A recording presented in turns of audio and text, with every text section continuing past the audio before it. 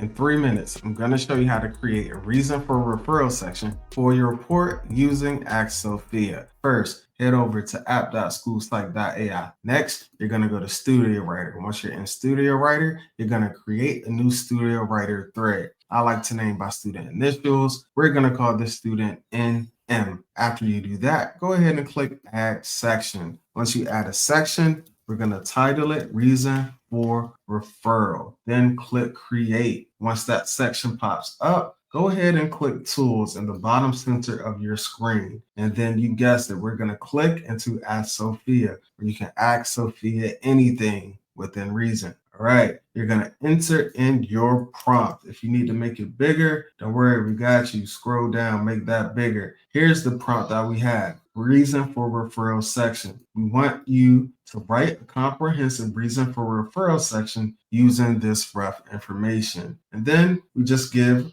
rough information about the student's background. You can pull from whatever sources you have from the IEP meeting, whatever you call it in your state or district. It could be from your MTSS, SST, RTI, again, whatever you call it in your district, parent information, admin information, whatever you have, put it in. And then guess what? It gives you a beautiful reason for referral section. Here's the powerful thing about Ask Sophia. When you get an output, you're able to edit everything, okay? You can come in, you can edit, delete, you can highlight, you can bold, you can add columns, add tables, change the font size. It's an editor. That's the powerful thing about it, okay?